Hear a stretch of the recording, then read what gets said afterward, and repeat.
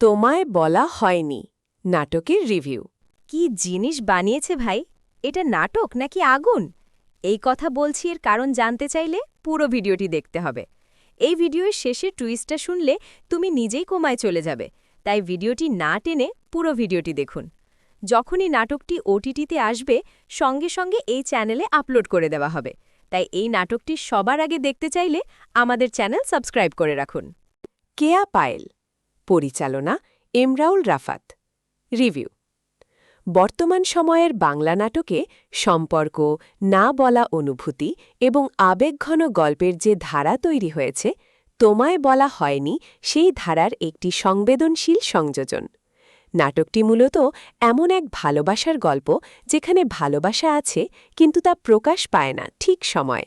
ফলে সম্পর্কের মধ্যে তৈরি হয় দূরত্ব, ভুল বোঝাবুঝি এবং নীরব কষ্ট। নাটকের কাহিনী আবর্তিত হয়েছে দুই প্রধান চরিত্রকে ঘিরে, যাদের জীবনে ভালোবাসা ধীরে ধীরে জন্ম নেয় কিন্তু তারা কেউই তা স্পষ্টভাবে প্রকাশ করতে পারে না। ইয়াশ রোহান অভিনীত চরিত্রটি কিছুটা অন্তর্মুখী, সংবেদনশীল এবং নিজের অনুভূতি প্রকাশে দ্বিধাগ্রস্ত। অন্যদিকে কেয়া পায়েলের চরিত্রটি প্রাণবন্ত, আবেগপ্রবণ কিন্তু একই সাথে ভেতরে ভেতরে অনেকটা নরম ও ভঙ্গুর। গল্পের শুরুতে তাদের সম্পর্কটি বন্ধুত্বপূর্ণ হলেও ধীরে ধীরে সেখানে আবেগের গভীরতা বাড়তে থাকে।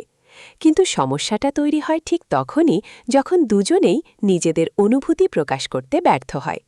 একজন ভাবে অন্যজন বুঝে নিয়েছে, আরেকজন ভাবে এটা হয়তো শুধুই বন্ধুত্ব। এই না বলা অনুভূতি নাটকের মূল সংঘাত তৈরি করে। নাটকের মাঝামাঝি অংশে দেখা যায় পরিস্থিতির কারণে তারা আলাদা পথে হাঁটতে শুরু করে। জীবনের বাস্তবতা, ক্যারিয়ার, পরিবার সব মিলিয়ে তাদের দূরত্ব বাড়তে থাকে। এখানে পরিচালক এমরাউল রাফাত অত্যন্ত সূক্ষ্মভাবে দেখিয়েছেন কিভাবে সময়ের সাথে সাথে না বলা কথাগুলো মানুষের জীবনে গভীর প্রভাব ফেলে। অভিনয়ের দিক থেকে বলতে গেলে ইয়াশ রোহান তার চরিত্রে যথেষ্ট পরিমিত অভিনয় করেছেন। তার চোখের ভাষা, সংলাপের গতি এবং অভিব্যক্তিতে এক ধরনের নীরব কষ্ট ফুটে উঠেছে, যা দর্শককে সহজেই স্পর্শ করে। বিশেষ করে এমন কিছু দৃশ্যে যেখানে তিনি কিছু বলতে চেয়েও বলতে পারেন না, সেই মুহূর্তগুলো অত্যন্ত বাস্তব মনে হয়। অন্যদিকে কেয়া পায়েল তার স্বাভাবিক অভিনয় দক্ষতা দিয়ে চরিত্রটিকে প্রাণবন্ত করে তুলেছেন। তার আবেগ প্রকাশ, হাসি কান্নার মিশ্রণ এবং ভাঙনের মুহূর্তগুলো খুবই বিশ্বাসযোগ্য। তিনি এমনভাবে চরিত্রটি উপস্থাপন করেছেন যেন মনে হয় এটি আমাদের আশেপাশের কোনো বাস্তব মানুষের গল্প। নাটকের সংলাপগুলো খুবই প্রাঞ্জল এবং হৃদয়স্পর্শী। অনেক সংলাপই এমন যা দর্শকের মনে দীর্ঘ সময় ধরে থেকে যায়। বিশেষ করে ভালোবাসা নিয়ে দ্বিধা, ভয় এবং না বলা অনুভূতির যে দোলাচল তা সংলাপের মাধ্যমে সুন্দরভাবে ফুটে উঠেছে। চিত্রগ্রহণ ও নির্মাণশৈলীর দিক থেকেও নাটকটি প্রশংসার দাবি রাখে। লোকেশন নির্বাচন, আলোর ব্যবহার এবং দৃশ্যবিন্যাস সবকিছুতেই একটি নান্দনিকতা রয়েছে। মিউজিক ও ব্যাকগ্রাউন্ড স্কোর নাটকের আবেগকে আরও গভীর করেছে, যা দর্শককে গল্পের সাথে যুক্ত রাখতে সাহায্য করে। তবে নাটকের কিছু জায়গায় গতি কিছুটা ধীর মনে হতে পারে, বিশেষ করে মাঝামাঝি অংশে। কিন্তু সেই ধীর গতিও গল্পের আবেগকে আরও ঘনীভূত করার জন্য ব্যবহার করা হয়েছে, যা শেষ পর্যন্ত নাটকের সমাপ্তিকে আরও অর্থবহ করে তোলে। সবচেয়ে উল্লেখযোগ্য বিষয় হল নাটকটি আমাদের একটি গুরুত্বপূর্ণ বার্তা দেয়।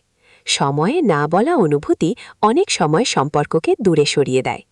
বাস্তব জীবনে আমরা প্রায়ই এমন পরিস্থিতির মুখোমুখি হই যেখানে আমরা নিজের অনুভূতি প্রকাশ করতে দেরি করি বা সাহস পাই না।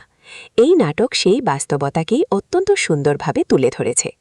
শেষের দিকে নাটকটি এক ধরনের আবেগঘন পরিণতির দিকে এগিয়ে যায়, যেখানে দর্শক নিজের অজান্তেই চরিত্রগুলোর সাথে একাত্ম হয়ে পড়ে। সমাপ্তি কিছুটা খোলা রেখে দেওয়া হয়েছে, যা দর্শকের মনে নানা প্রশ্ন এবং অনুভূতির জন্ম দেয়। সারসংক্ষেপ: তোমায় বলা হয়নি একটি হৃদয়স্পর্শী রোমান্টিক নাটক, যা না বলা ভালোবাসার গল্পকে কেন্দ্র করে তৈরি।